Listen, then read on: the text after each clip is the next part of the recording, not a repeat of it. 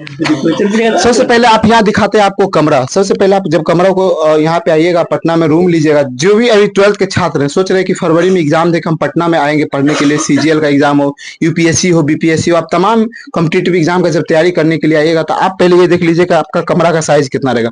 जब आप हाथ को फैलाइएगा तो आप यहाँ पे देखिएगा कि कमरा का साइज कितना है। साथ ही साथ यहाँ पे देखिए कि स्टूडेंट किस तरीके के रह रहे हैं, मतलब इसी छोटे फोल्डिंग में। जैसे आप लोग वहाँ बड़े बेड पे सोने की आदत होगी तो आप यहाँ पे छोटे छोटे फोल्डिंग पे आपको सोने की आदत लगाना होगा। साथ ही साथ आपको यहीं पे पढ़ना भी है ना। उसके बाद यहाँ पे छोटा सा एक किचन होता है।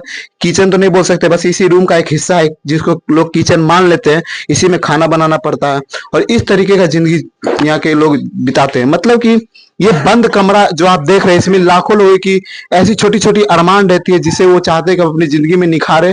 और इसमें लोग कभी घुटन महसूस करते हैं। कहा जाता है कि पटना में लोग तो आते हैं पढ़ने के लिए, लेकिन कब मोटिवेट से डिमोटिवेट हो जाते हैं पता नहीं चलता। तो आज मेरे बीच मेरे ही एक मित्र है, रंजन इनका नाम है। हम इनसे ये जानने की कोशिश करेंगे कि क्या पटना में रह के ही पढ़ाई करना संभव है या गाँव में भी लोग पढ़ाई कर सकते हैं।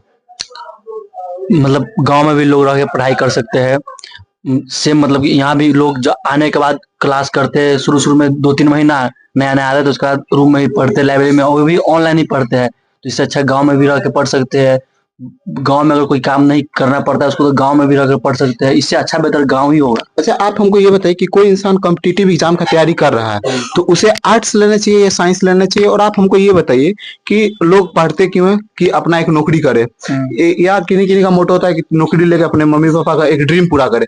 तो आप हमको ये बताइए कि जो स्टूडेंट अभी 10th में, यानी एनसीईआरटी तो आप जानते हैं कि नया शिक्षा एजुकेशन के अकॉर्डिंग एनसीईआरटी लागू हो गया, तो क्या नए स्टूडेंट को आर्ट्स लेना चाहिए या साइंस लेना चाहिए जो कॉम्पिटिटिव एग्जाम में हेल्पफुल हो? पहला नंबर तो मतलब स्टूडेंट को मतलब किस फील्ड में जाना है, किस फील्ड में जाना है उसके अनुसार उसका सब्जेक्ट चूज करना चाहिए। उस पहला नंबर ये होता है कि किस सब्जेक्ट में हमको इंटरेस्ट है, किस सब्जेक्ट में हमको इंटरेस्ट है पढ़ने में, वो सब्जेक्ट लेंगे तो ज्यादा बेटर, उसी सब्जेक्ट से आगे बढ़ने में तो ज्यादा बेहतर होगा। नहीं, मतलब आप ये कहा, मतलब आपसे हम ये क्वेश्चन है कि कोई इंसान मान के चलिए कॉम्पिटिटिव एग्जाम की तैयारी करना चाहता है तो उसे आर्ट्स लेना चाहिए या साइंस लेना चाहिए? या कॉम्पिटिटिव क्षेत्र के एग्जाम में जैसे यूपीएससी हो गए, बीपीएससी हो गए, दरोगा हो गए, एसआई, इस सब में आर्ट्स ज्यादा इंपॉर्टेंट निभाता है या साइंस? कॉम्पिटेटिव एग्जाम के लिए तो आर्ट्स ज्यादा बेटर है। मतलब कि 60% मतलब कि आर्ट्स रहता है, 20% 20-30% मतलब कि साइंस रहता है। हाँ, और मतलब कि आर्ट्स से ही करंट को कंपेयर किया जाता है। अच्छा, आर्ट्स में आप ये बता सकते हैं, जैसे आप पटना लगभग कितने दिन से आप पटना में? वही 2 साल हो गया।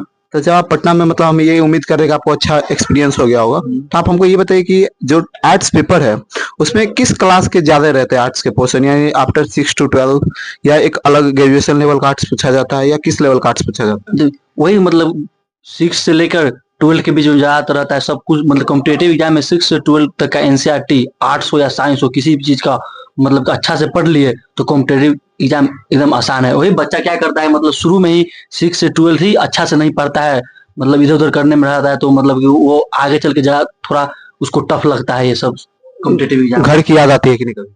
घर की याद तो आती है। और मतलब कि आप लोग जैसे घर की याद आती होगी तो आप क्या उस समय कैसा फील करते होंगे? घर की याद आती है तो मतलब फील करता है जाने को, बट एक ऐसा मजबूरी है, मतलब ऐसा एज हो गया, मतलब इसे पटना में 2 साल रहने के बाद गांव के लोग बोलते हैं, इसे तना मारते हैं कि मतलब इस 2 साल से रहता है, क्या करेगा क्या नहीं, वहाँ पे क्या कर रहा है क्या नहीं, कोई देखने वाला नहीं है, बिगड़ रहा है क्या पढ़ रहा है। तो ये सब सोचने के बाद घर जाने का मन नहीं करता है, बट जाने का मन करता है। इन्हीं सब सोचने के बाद, मतलब ताना वाना सोचने के बाद मन करता है कि यहाँ से कुछ बनकर ही जाए।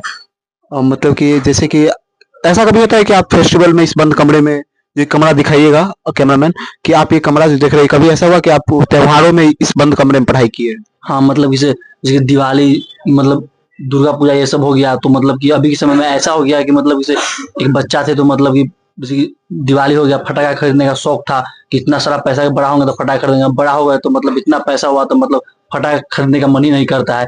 तो मतलब ये सब बोरिंग लगता है। मतलब ये जब तक सक्सेस नहीं मिलता है तो ये अंदर से फीलिंग आता है कि घर जाएंगे क्या सोचेगा वो लोग, कि से 2 साल हो गया नहीं पढ़ा है, तो मतलब मन करता है कि यहीं रहकर पढ़ाई करे। फेस्टिवल से अच्छा है कि पढ़ाई कर लेंगे तो पढ़ने के बाद कुछ बन जाएंगे तो अच्छा फेस्टिवल इससे अच्छा मानेगा। जैसे कोई स्टूडेंट पढ़ना रहना चाहता है तो आप कितना मंथली खर्चा हो जाता है?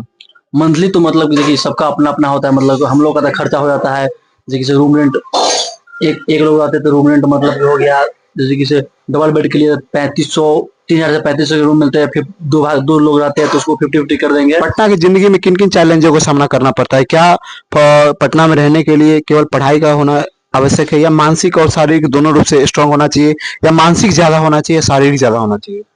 पटना में रहने के लिए मतलब इसे सबसे पहले तो कॉम्पिटेटिव एग्जाम रखने के लिए पेशेंस जरूरी है।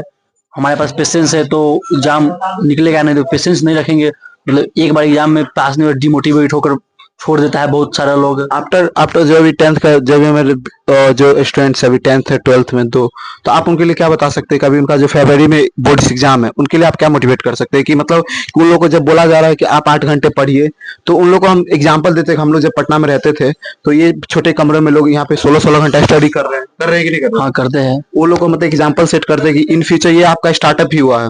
वो लोग सोच रहे हैं कि क्या 12th बाद और 10th बाद जिंदगी आसान हो जाती है? नहीं, और टफ हो जाती है। और टफ हो जाती है। और मतलब कि ऐसा लग रहा है कि जो बच्चे जो वीडियो देख रहे हैं उनको कि ये सब चीज देख के कि जब यहाँ के लोग इतना मेहनत कर रहे हैं, अपने से खाना भी बना रहे हैं, कपड़ा धो रहे हैं, मेंटेन कर रहे हैं कि कितना पैसा पे कितना खर्च कर रहा है, और उसके बाद भी लोग यहाँ पे 15 घंटा 16 घंटा पढ़ रहे हैं, तो क्या 10th 12th के बच्चे को पढ़ना चाहिए कि नहीं? उसको तो यही बोलेंगे मतलब कि अभी जितना मेहनत करेगा आगे चल के उतना ही उसको आसान होगा।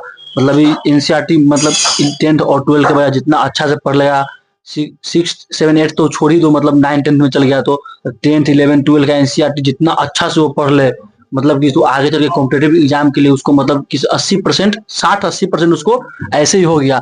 बाकी बचा 20% तो वो यहाँ आकर कुछ इधर उधर घूमने से सीखेंगे, उससे वो 20% कर लेंगे। जैसे कि ये देखिए, ये मेरा कमरा हुआ था और इसी कमरा में हम दो आपस में पढ़ाई करते थे, और यहीं पे अपना यहाँ पे देख सकते हैं कि माँ सरस्वती का एक छोटा सा मूर्ति लगाए हुए थे, इन्हीं से हम लोग प्रेरणा लेते थे और यहीं पे हम पढ़ाई करते थे। आते हैं और हम देखना चाहते हैं कि हमारे जो दूसरे जो स्टूडेंट है वो पढ़ाई किस प्रकार पटना में कर रहे हैं, तो आते हैं।